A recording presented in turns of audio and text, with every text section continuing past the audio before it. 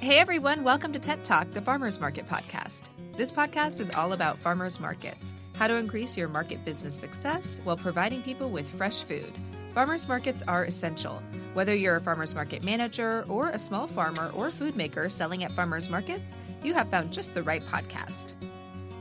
This week we're chatting with Wang, founder of Queen's Night Market and co-author of the award-winning cookbook, The World Eats Here, about launching a large night market in New York City. Hey everyone, I'm one of your hosts, Bridget Myers. I'm a longtime farmers market manager and education coordinator at Farmers Market Pros. And I'm Kat Fields-White, Director of San Diego Markets, still an active farmers market manager and consultant, founder of Farmers Market Pros, and host of Intense, the Farmers Market Conference, and the Farmers Market Pros community.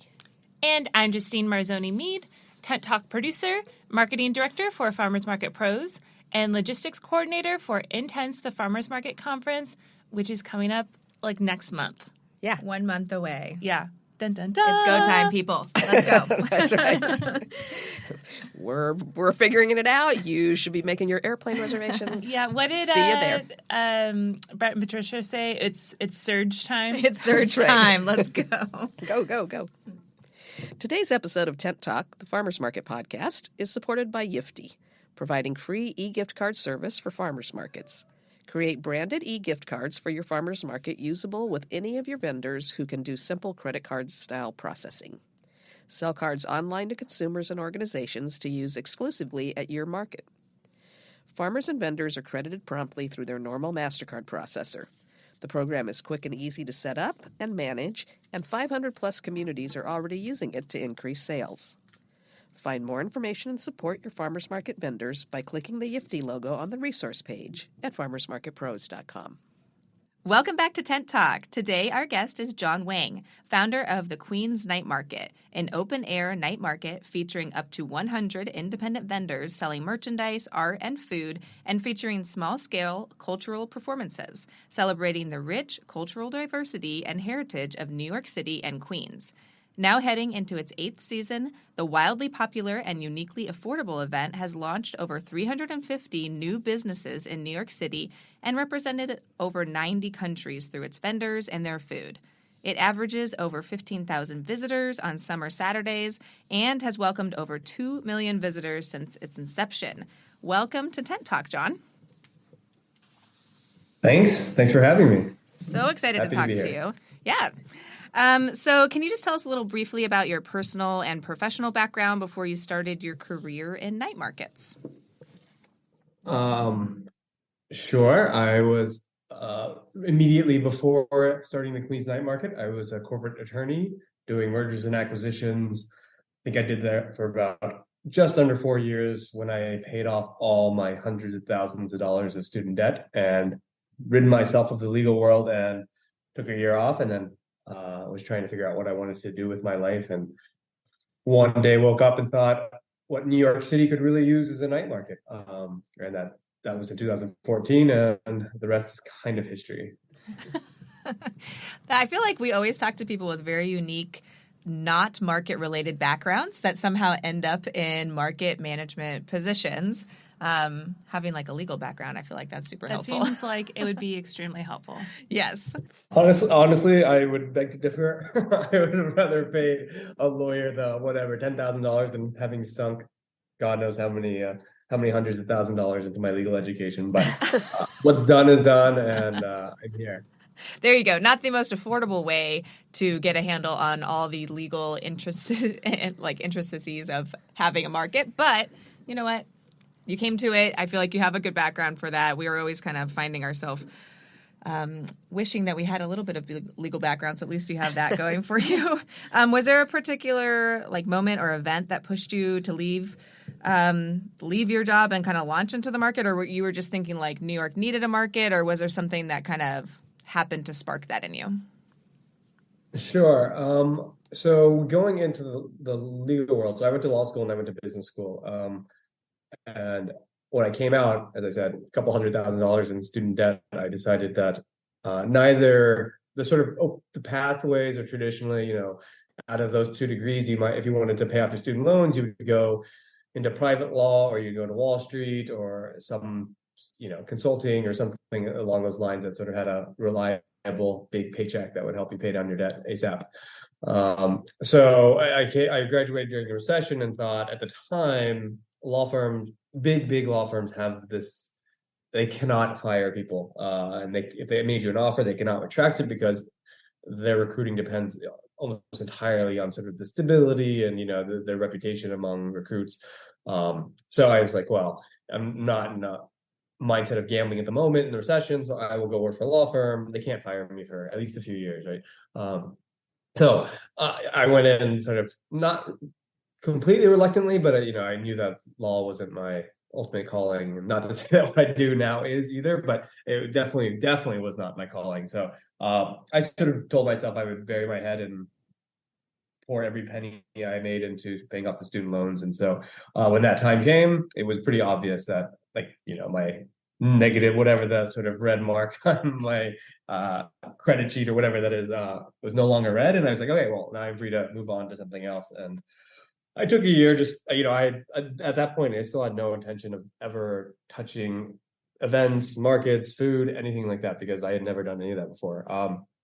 And I dabbled in a couple other projects with friends. Like I was going to start Texas barbecue shop in Milan with a friend from business school. He got cold feet. I was going to start a weather consulting business with a friend from high school. I was going to start a sort of restaurant reviewing app with some stranger superstar developer. But each of these three things, I only mentioned those because those are things I probably spent more than a few weeks or even a few months sort of at least pursuing. They all fell through because my potential business partner or my business partner sort of had things going on that sort of prevented them, whether it was cold feet or other opportunities. And so come, early 2014, I was trying to think of a way to stay in New York City or a reason to stay in New York City. I was about to move to New Orleans, which I had dreamed about for many, many years. So I gave myself a week to think of something to do in New York City, a reason to stay. And one day I woke up and I was trying to convince that same Italian friend who I met in business school. He'd just been laid off at his consulting firm. I was trying to convince him to start a big import-export expo for Italian goods because he's kind of a charmer and he's old school Italian and loves talking about Italian, everything. So I thought he'd be really good at it. And he sort of said, that's an amazing idea, but I just not that risk seeking at the moment. So the next day I woke up, I was like, well, why is there no night market in New York City? And I was still a little bit scarred from three, very short-lived ventures sort of falling through because they depended on someone else. And I thought, well, I can't think of any specific specialized skills that organizing a night market would require that you couldn't sort of hopefully pick up on the fly. So I was like, okay, well, I will spend that day. I decided I would spend a year trying to make it happen. And I honestly fully expected it to fail because every venture in New York City, or at least 50 or 75% of them fail. So I was under no delusions that I had any secret sauce to make it happen. I just thought it would be fun to spend a year, and if and when it failed, I would move to New Orleans like planned. And that was like 8 years ago now. So. Wow. And here you are. So what was your experience before that with night markets? What made you think night market? Had you enjoyed them in some other area? Were you familiar with them in some way? Sure. I was, as a kid, so I would spend all six weeks every summer as a kid in Taiwan. My extended family, my parents' families were there. And I think 6 weeks at the time, maybe it still is, but that was sort of the visa, right? You could get a 6-week visa. So I would go there, and all I ever wanted to do, and this is not even hyperbole, all I wanted to do was go to arcades and go to night markets as soon as they opened up. And I'm in my early 40s now, and I still feel the same way in general. If I could play video games and go to night markets and all day long, I would. But that was sort of my exposure to them as a kid, and most of it was. I don't think I appreciated the food so much, but I definitely appreciated the games and the sort of energy and the fact that it felt so alive, and the entire city feels like it's out and does not, as far as I could tell at the time, but even now, did not seem to have a whole lot of socioeconomic barriers or sort of guide rails or how, like parameters around it. It seemed like everyone was there. So that, fast forward till I was, 18 in college and getting out of college and getting out of grad school, where I sort of had more liberty to travel on my own. So for sure, I visited, not intentionally, because I've known at this time in my life, I had no reason to think I would ever be involved in night markets. But I still, any city that had a night market, that was like the first thing I wanted to do. And whenever I landed, every city and every town and every area I stayed in, all I wanted to really do was go to the local markets. And it didn't have to be a night market, just sort of a local market where everyone seemed to be. And so, yeah, that sort of stays true a little bit. So the only reason that my correlation with night markets makes any sense is just my love affair with sort of locally driven markets. That's still, the other thing about night markets and sort of these local markets, some of these local markets, especially in the developing world, is they're so cheap, right? Like I don't mean cheap, but I mean like affordable. And if you're bringing the US dollars there, they seem like exceedingly affordable. And I always sort of felt a little bit guilty about that, because you sort of feel like you're, I don't know, not white guilt because I'm not white, but it's something similar. Like, you have all this disposable income in comparison to these people who are serving you probably the best thing you've ever eaten for $1, that kind of stuff. And that's something that I wanted to pay homage to, not just the night market, but I'm sure we'll get down that road, but in terms of this discussion, but it was really about, can you make a night market, specifically Queens night market, the most affordable space in New York City? So anyways, that's a very long. No, that's great. Yeah. I mean, a love of markets is a great reason to get into markets. Yeah, that's why Pat got into markets. That's why I'm in markets. Yeah, I just love shopping them and then say, hey. Probably also the worst reason. Yeah, that too. Also that too. Yeah, that too. That thing about there's no real skills required. We can figure this out as we go along, right? So, yeah. There. Famous last words. Yeah. You have kind of an emotional attachment to it too, so that's a whole thing. But so we do want to talk about the affordability of your markets, but we're going to get into that in the next couple sections. But can you just talk about what is so special about Queens in particular, and why did you choose this neighborhood for your night market in New York? Sure. It's both had practical implications, but also symbolic implications. So to be quite frank, when I first thought I would try to create a night market in New York City, I didn't have a whole lot of restrictions around what I wanted, where it had to be. I had a lot of restrictions around what it had to represent and the goals of it. So, to be honest, I sort of honed in initially after some thinking around Manhattan and Queens and Brooklyn, and mostly because they're sort of, in some ways centrally located. I know that Manhattan sort of this, the other boroughs are not jealous, but sort of feel they have an underdog status to Manhattan. And for sure, Manhattan gets a lot of the tourism dollars, but also a lot of the taxpayer dollars and cultural dollars go to Manhattan. Anyways, I spent, days and days poring over Google Earth and sort of pinpointing, because I thought I had a sense of the square footage I needed. And, across New York City, there are a handful of spaces maybe, and it would. So anyways, at some point I was looking at Flushing Meadows, which is in Queens, obviously. And it sort of started dawning the more research I did. And, everyone sort of, I guess it's fairly common knowledge that, two World's Fairs were there, and it has the Unisphere, and it has, it's in competition to be the most diverse place on Earth. I think I think Toronto tries to claim that, and Houston tries to claim that, and there's some other, I swear it's like a Bedouin village somewhere that also seems to claim that. But whoever comes out on top, they're all, I'm sure, remarkably diverse. And so, Queens had also that the year before been dubbed the world's borough, and all of a sudden, started coalescing. And the more I started thinking seriously about Queens and Flushing Meadows, it, picked up steam, at least in my own head. Whether anyone else thought anything of it, I don't know. So it at some point became clear that it could possibly have the square footage I needed, but also had this remarkable history dating back, 70, 80 years of just sort of focus on internationality and diversity, and that's sort of how it came together. Cool. Yeah, I love that. Great spot. How did you get the funding to make the Queen's Night Market happen? Can you kind of walk us through what happened with your Kickstarter campaign and all of that, and kind of how you persevered after that? Sure. This was 2014, sort of, I feel like the heyday of Kickstarter and specifically Kickstarter. I know there were a lot of competitors, but I think sort of tracking the news, it felt like a lot of the cool news stories, especially maybe in the quasi business news and social news, was coming. Like reporters were taking the cues from watching Kickstarter videos, and I was like, wow. I don't know anything about PR. I don't know anything about marketing, but if I create a cool enough video or campaign or narrative, maybe I'll get some media attention, because that's what you really need. You need awareness in people to feel like, oh, that's worth visiting.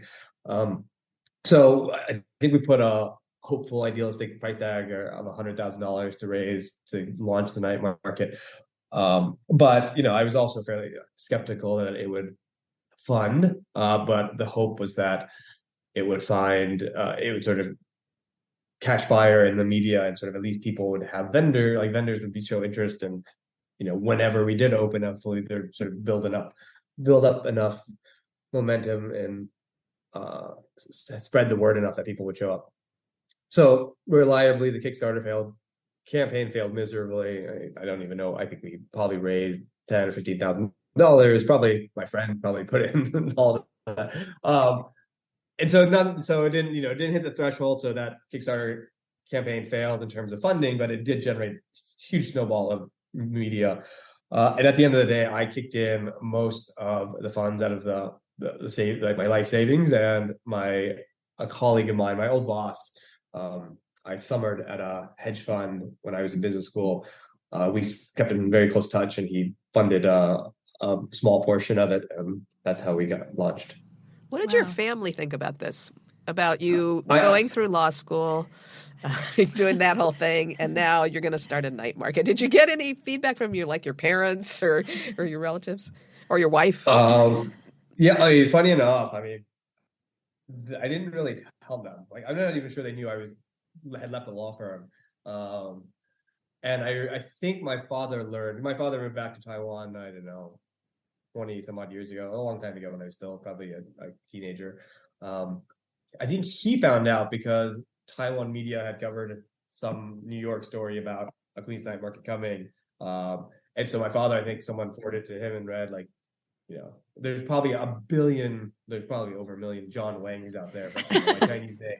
There's probably not that many. So, I think someone forwarded it to him, or maybe it just came up in his news alerts or whatever, but he sort of I think he emailed me and what the hell is this? Is it you? And I said yes. And I don't think I have the kind of relationship with my parents for them to sort of say one way or the other. I think they were happy that I went to law school and happy that I paid off my student loans. And I'm sure they would say something like, whatever makes you happy. Whether that's true or not, I'm not sure. Well, that's nice. They didn't have I also didn't tell very many people at all. Like, even my friends, I didn't tell them, because I have this, I don't know, it's a character flaw or a character trait that I'm skeptical enough about the world, but also my own ventures, that unless I'm positive it's going to happen, I don't sort of publicize it, which is a little bit funny because the Kickstarter is the exact opposite of that, but not to people I know, right? I could at least go out in the world and say that I want to make this happen. But even in my lead up PR, I think even in my press releases that I, now to this day still write, I'm very, very careful. It's usually super wishy-washy stuff. I aspire to do this, and nothing's ever definitive. And I think it probably, journalists find it very frustrating, but I think it's also endeared me to some of them, because I try not to toot my own horn in any which way, and especially partly just because if it's not going to happen, I don't want to tell anyone it's going to happen. So keep that bar low. Yeah. Low expectations. Low expectations, and make you shine. He's mitigating risk. That's right. Yeah. For sure. Well, John, we're so happy to have you on the podcast, because typically on Tent Talk, we really stay very focused to farmers markets. And I think that you're one of the only market operators that does something kind of outside of the farmers market purview. And so night markets, as you have defined them on your website and in information about Queens Night Market, is pretty different from like a traditional farmers market. So for our listeners that maybe aren't familiar with these types of events, could you just like break down what night markets are and like how they are different from like what we would traditionally think is a farmers market here in the United States? Sure. I think one of the interesting things about this is, I had no background in markets and events or food, and so I sort of got to design whatever I wanted, like without any sort of paradigms or preconceptions of what should happen. The easy answer is that we have on any given Saturday from 5 p.m. to midnight about 60 plus food vendors, and all of them are sort of value-added food vendors. They prepare them on site. A few baked goods, which means they had the benefit or were lucky enough to be able to prepare them beforehand, but otherwise the vast majority of them are cooking made to order. And there's about 20 to 30 art merchandise tents. So we don't, while some vendors may sell like small amounts of like produce that is maybe highly specialized, it's generally not a sort of produce event. Like we don't, our vendors generally just don't sell produce, and it's almost all made to order food. Interesting. So you don't have any vendors that are like actual farmers who grew the goods themselves. They're like typically like produce resellers if they are selling produce. Yeah, and even that is just sort of in really exceptional and rare because it just, it's not something we've tended to focus on.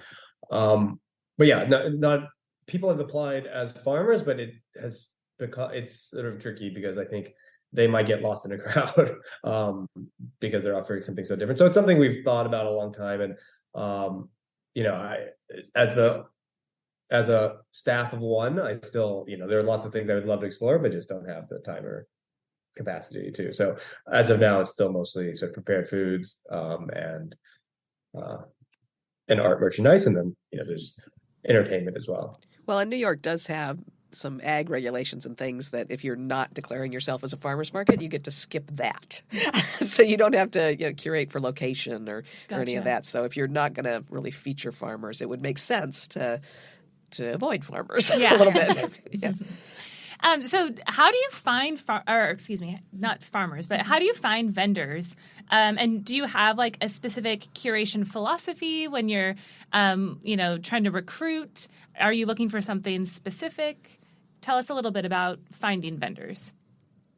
So the point of the Queens Night Market to me is to represent as much diversity of New York City as possible. And I think Queens itself has something like, there's something like 200 countries represented from the residents in Queens or something like that. So what I thought, in order to, if I were staying true to my vision, you would have to curate almost exclusively based on diversity. So in a vacuum, I sort of decided in 2014, 2015 that for the food vendors, two sort of curatorial parameters were imposed. One, in order to sell there, you had to sell something that was personally important to you, but also something that you grew up eating. And that was a sort of proxy for something that was traditional, right? So the sort of genesis of that formula was to push against, at the time it was like ramen burgers and cronuts and sushi burritos and just every sort of mishmash of like, I don't know, profit-seeking, Instagram-worthy stuff that, it has a place, right? It definitely has a place and it's marketable, but just not something I wanted to do. And I think the reason for that is, someone selling sushi burritos may not pay any homage. And look, I'm not making a value judgment about it, but they're not paying probably much homage to their family's traditions, right? Which is, so the sort of idea that something you had to grow up eating was meant to sort of preserve traditions insofar as possible. And I sort of impose a no more than 2 representatives per country on any given night. So, and that was to force my own hand to represent as many countries as possible to our vendors. And again, there are lots of, you could poke a lot of holes in the idea of, nationality or country of origin being a good proxy for diversity, which of course it's just a very rude and clumsy proxy, but it's the best I could do in a vacuum. And so that's sort of the curatorial thing. It's really like, where is your sort of, where do you identify coming from, your parents or your family identify coming from, and are you selling something that you grew up eating and has a sort of you have a personal connection with? And so that's the food version. The art is a little bit more loose because it's tricky to find.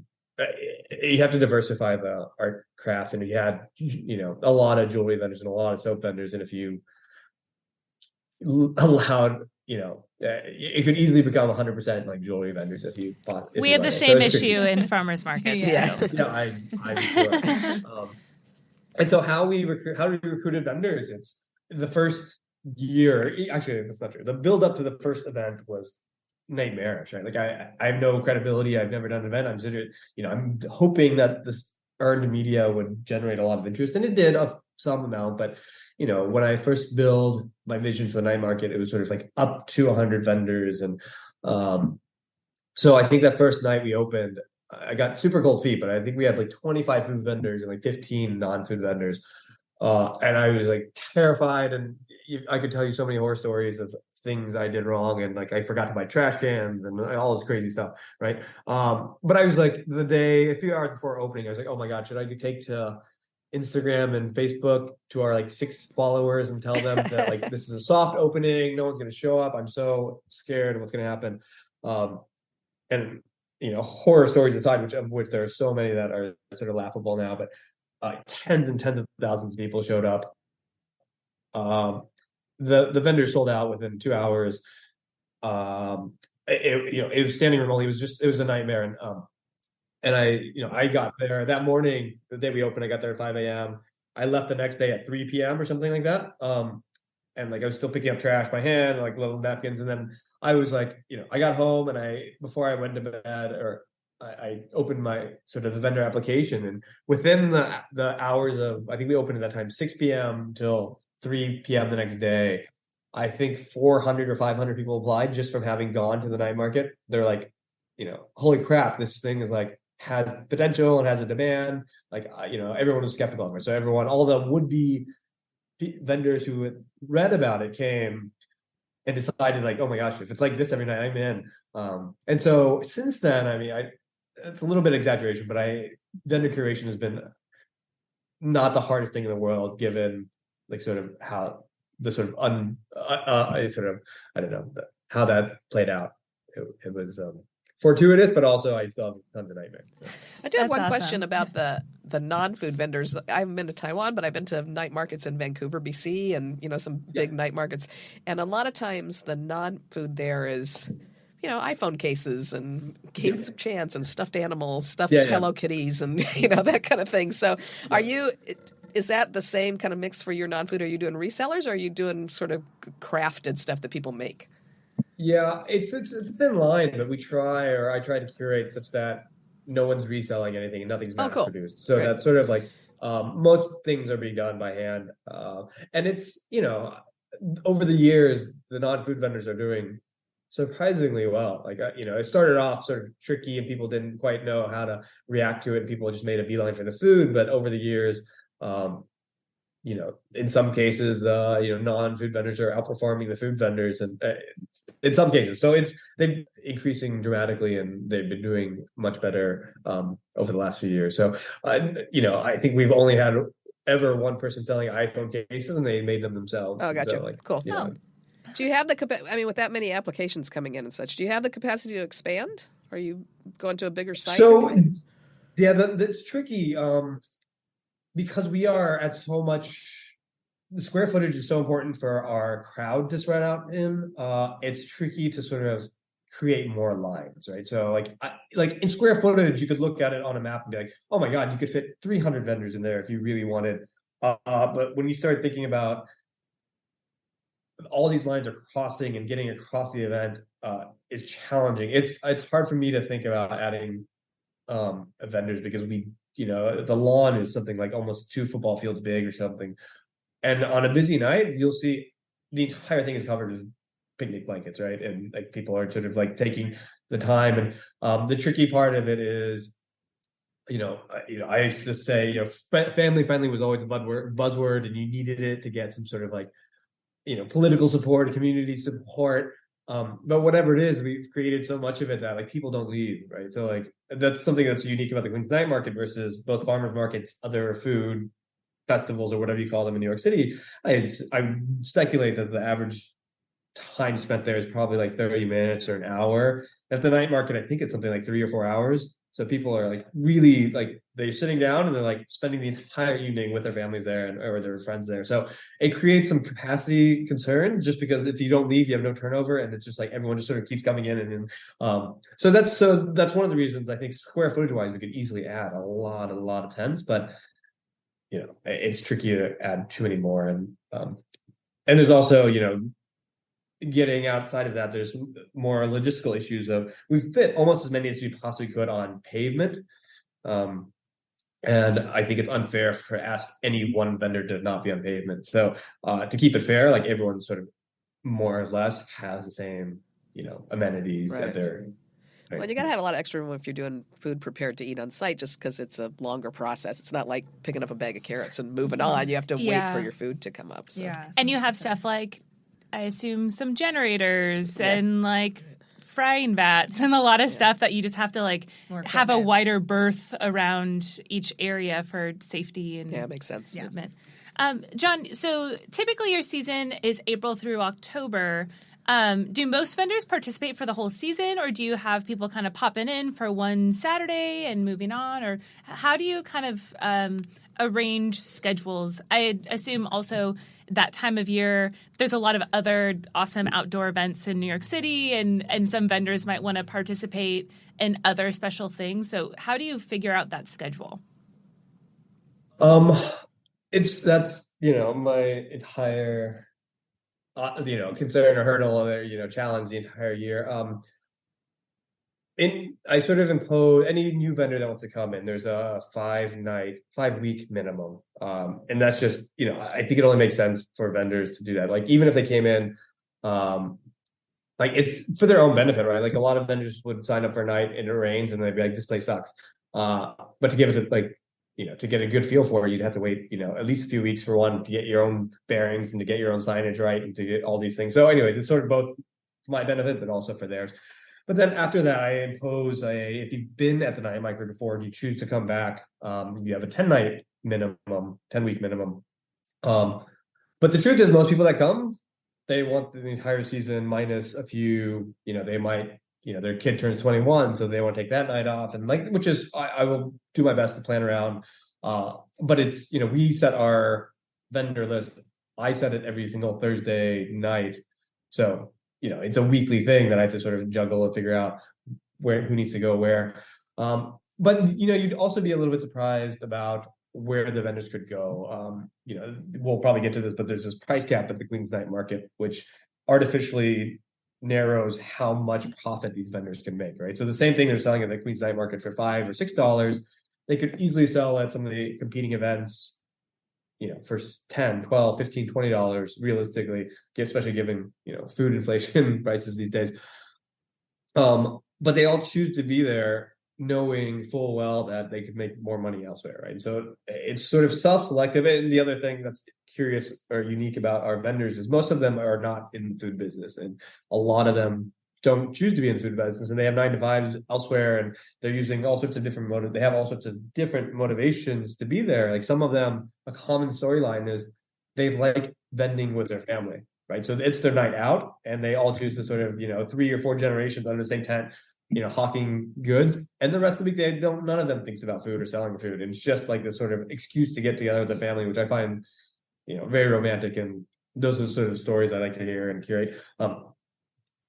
So it's true that there are a lot of events, but the people that come to the Queens Night Market are mostly self-selected because they don't want to be at other events, even despite the fact that they could make a whole lot more money. Yeah, that's fascinating to me. That's actually what kind of drew us to asking you to be on the podcast, is I discovered through your book and through, I'm in Philly half the year, and so, hearing news back there and things about your operation, the idea that you capped the price of what people could sell. And if I understand it correctly, it's $5 maximum per item, and then you have some exceptions in terms of a vendor that can charge $6, but then they have to pay more for their booth, right?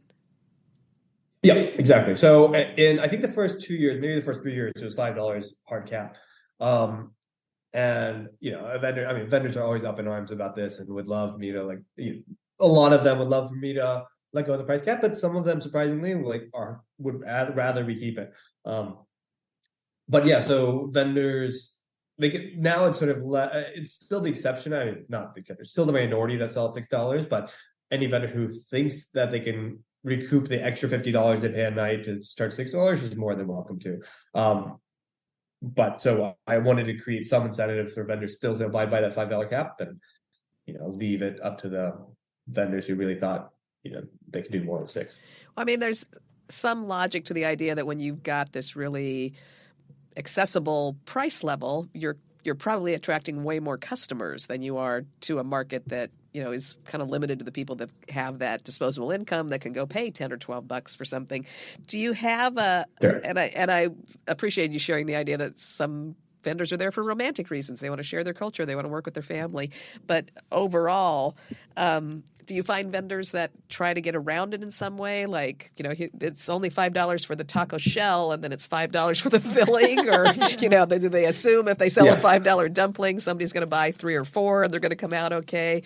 You can't really do that with a shawarma or a panini. It's either $5 or it's not. So do you see people trying to kind of work that, or are they just all in the spirit of this is an accessible price range and we're going to go with that?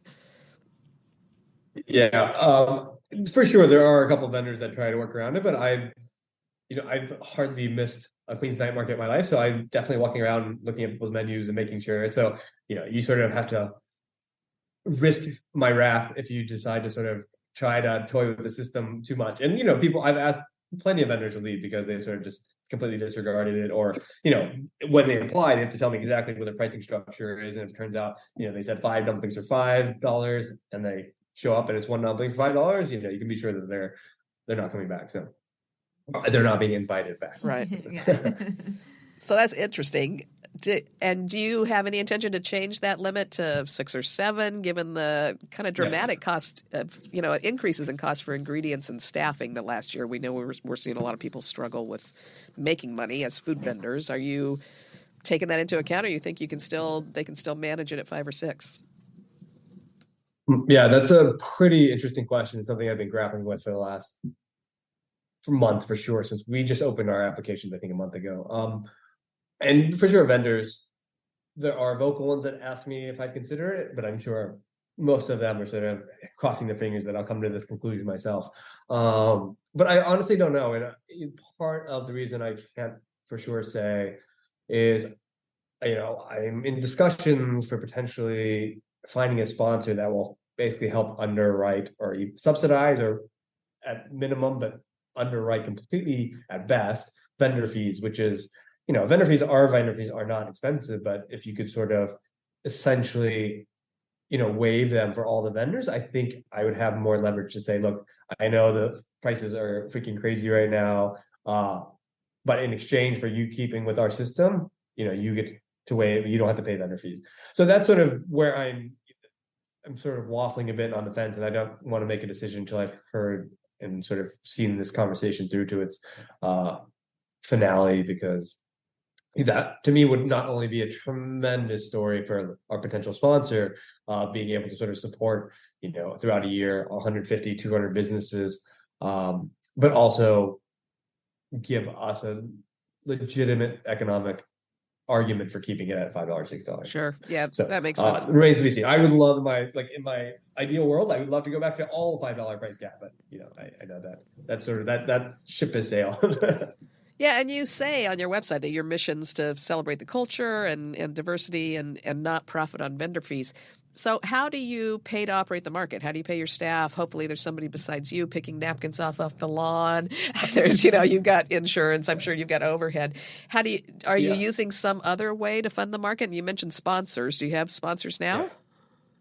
Yeah. I mean, our sponsors have been tiny in the past. I mean, we've had, I don't mean to put their contributions but in the scheme of what it costs to operate, it's really tricky. And I will sort of give you one overview of how tricky it's been. When we launched in 2015, to great fanfare or whatever, in 2016, 2017, there were several markets, and I think by several, I mean probably dozens that I heard of that tried to do the exact same thing. They're like, oh my God, we also have a $5 price cap. We all have a $6, $7 price cap.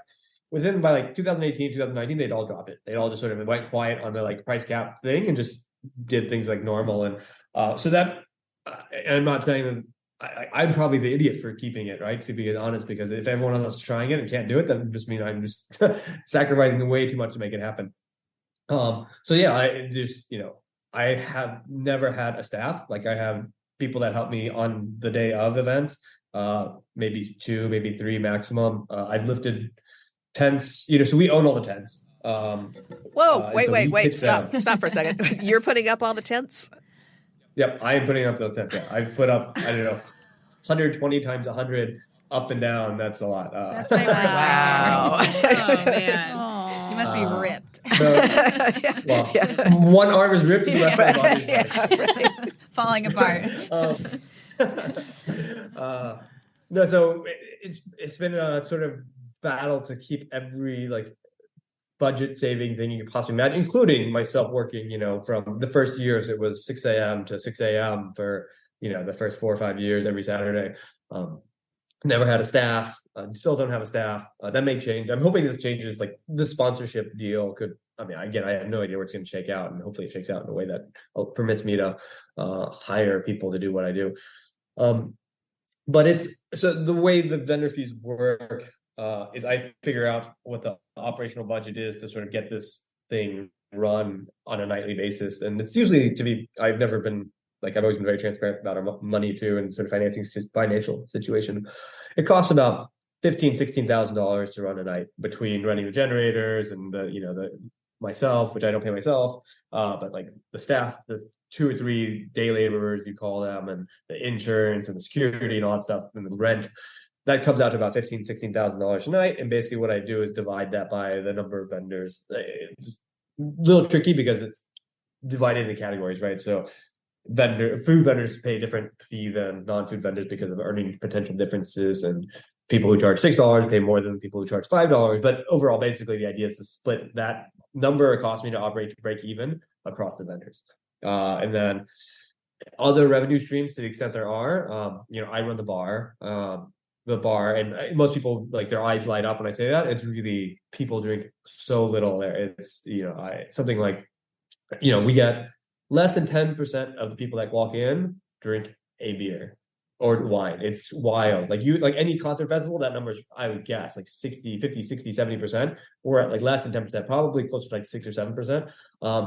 So, people are like, you must be minting money at the bar. And at the bar, to stay fair to the vendors, I don't charge. The bar also has a price cap of $5, $6. That's where I'm going to go drinking next time in New York City. Yeah, honestly, it's the best deal in New York City, right? Like, but so we don't. I don't make a whole lot of money. I mean, if I'm lucky, clear a few $1,000s a night there, and sometimes we get big corporate sponsors. Like, if someone wants to sample, vodka for a night, we charge them, a few $1,000s, and so, they sort of extra revenue streams. They sort of, hopefully make this thing float. But the reason I can reliably and honestly say we don't profit off vendor fees is because we don't, right? Like they pay exactly what I expect to break even on the expenses. And if I miscalculate or a few vendors drop out, then I'm in the red, and then I have to cover it with other operations. But that's sort of been always the social contract I've had with the vendors. So your aim, and if I understand you correctly, you've been in business for 9 years, roughly? Yeah, basically. And your goal is to break even? No. Okay. Well, it sounds, but when I first started this, I thought, if you got as many people as we're possibly getting, there's no way you couldn't find a marquee sponsor, sort of like, and that would go to me, right? Like, because the vendor fees are paid what it costs to run the event, and then I get to sort of capture any upside. It turns out, some of these stories that give me goosebumps because of how weird they were. Like, we had a lot of sponsorship interest, but for a year, for instance, the second year, I think, or third year, we had a lot of talks, and sponsors ended up telling us our audience was too diverse for them to sponsor, because it turns out, I think, from like a corporate world, all these dollars are allocated to specific purposes and strategies, right? And so I would get approached by, someone from a big corporation whose job it was to increase Asian American subscriptions or visibility, or, someone whose job at a different company was to increase, awareness among Black and African Americans. And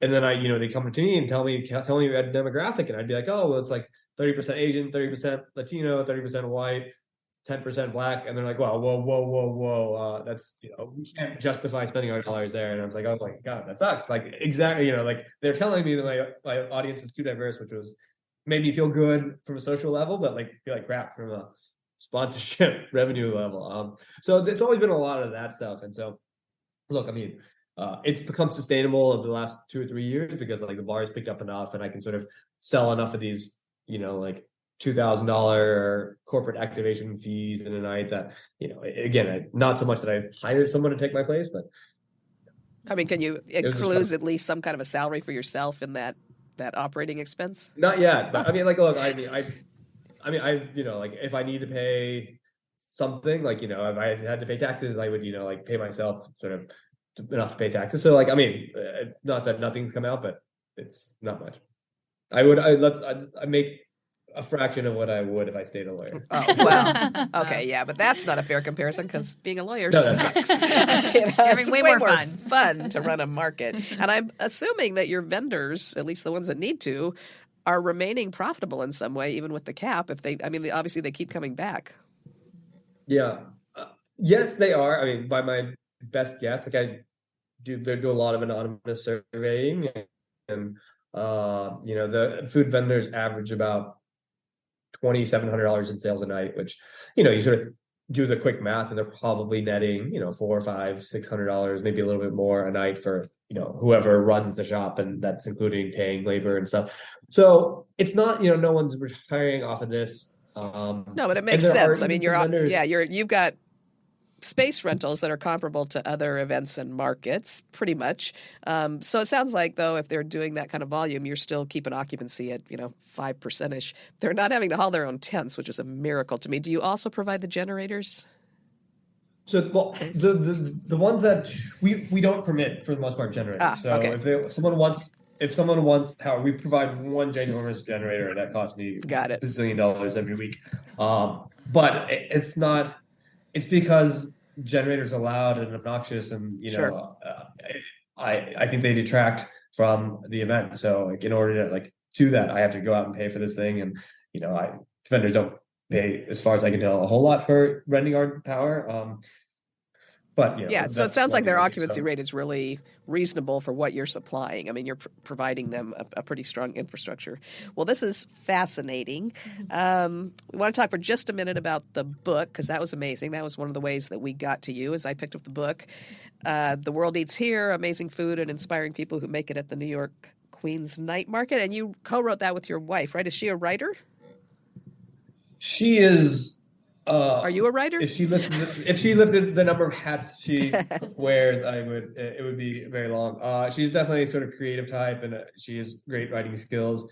Am I a writer? I mean, I write words. I don't know what it means to be a writer. I honestly have no sense of my own writing, but I do, for instance, have fairly recently taken over the food column for the University of Michigan magazine. So I do some writing, I guess, but never very far down the list if someone asked me to define myself. So that was she started this project called the Queens Night Market Vendor Stories Oral History Project as part of her master's program at Columbia. So she is working on this huge archive of oral histories of the vendors at the Queens Night Market, and so this sort of, when a literary agent came up to me and asked me if I'd consider writing a book about the Queens Night Market, it sort of made sense that my wife and I would collaborate on this, because she was already doing this oral history project, and so we sort of combined the two and did recipes and hopefully interesting or compelling or moving stories some of our vendors. Yeah, it's a lovely book. The photographs are amazing. And it's not a traditional cookbook. It's not as much about the recipes, I feel like, as about the stories of the people there. And it's amazing. Really, really good book. What's next? Thank you. What's next for the Queen's Night Market? Oh man, that's the question I ask myself every single year, and I think, and I do. I mean, I do want to say, like, I have volunteers. Like, there's some volunteers that have been with the night market since 2014, and I try to buy all their drinks, and they never, buy all the bajillion dinners and whatever, but they've not made it all out for having spent their time at the Queen's Night Market. So there's a lot of people that deserve thanks that are not paid, right? But I've been trying. I promised myself and my family, I have a 17-month-old daughter now, which is, changed my life in a lot of ways, and all good ways, but it sort of shifts priorities as it does with everyone. So I've sort of tried to promise myself and my family that this would be the last year that I'm hands-on every Saturday at the Queen's Night Market. It's upon myself to figure out how to transition that. The funny thing is I've been saying that for 8 years now. But that's why this sponsorship talk, whether it comes to fruition or not, is potentially so important, because it could, for the first time in the history of the night market, I could sort of hire someone to more or less do some of what I do, and sort of step away from it. And then long term, I don't know. This isn't super public knowledge, but there's no reason it shouldn't. It's not like confidential, but I sort of broached with New York City Parks and Recreation, like, you guys should buy this from me because, it's on park land, and like, this is a public service that, if you let me sort of consult and figure out how to run it, I can show you why it doesn't cost taxpayers money, right? Like, you can do it. Like, I have not cost taxpayers, I haven't taken a single dollar from taxpayers, and I think I can show Parks Department, if you're not so bloated and inefficient with the way you run it, like, you can run it at cost, you're gonna make a few bucks, and also claim to be, the home and owner of the Queen's Night Market. So to me, that's like, I don't want to see like my biggest fear is that someone takes over, or if I close down shop and someone wants to carry on the flame under whatever name, that it loses a lot of what I care about, which is affordability, diversity, and accessibility, all these things that really, like, had I compromised on any of these things, I probably would have made a lot of money. Like, I refused to make it a ticketed event. Except for our sneak previews, which is only there because of capacity concerns. And so the first 2 nights every season since 2016 have been sneak previews, and then it opens up to the public for the rest of the season. I know that, had I even charged people $1 to come in, I would do pretty well. But that changes, just that tiny little thing changes so much of the dynamic, I feel like, that it's not worth it. And, if I let go of the price cap, I could charge vendors triple what I charge them and make a lot of money that way too. So there's a lot of things I could have done, but I have refused to.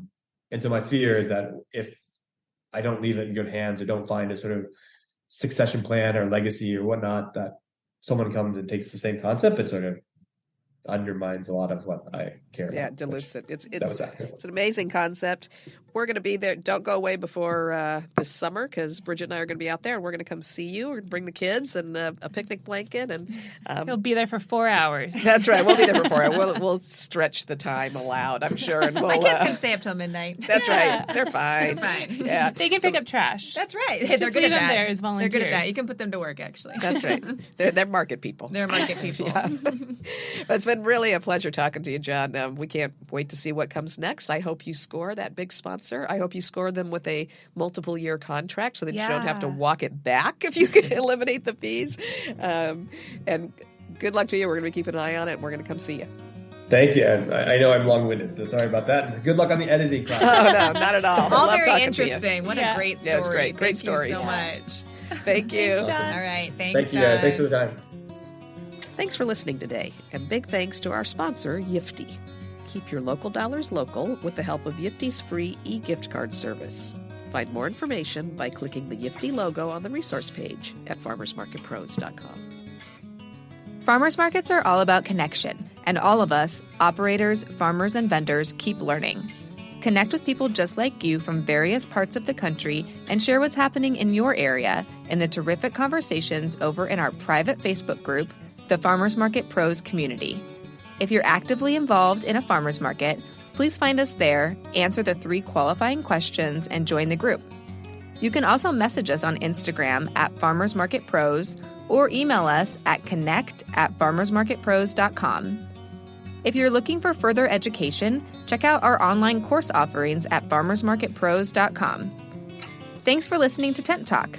Please leave us a review on iTunes, Stitcher, Spotify, YouTube, or wherever you access your podcasts, and tell us and others how you're enjoying Tent Talk. And be sure to subscribe to our podcast so you don't miss the next episode.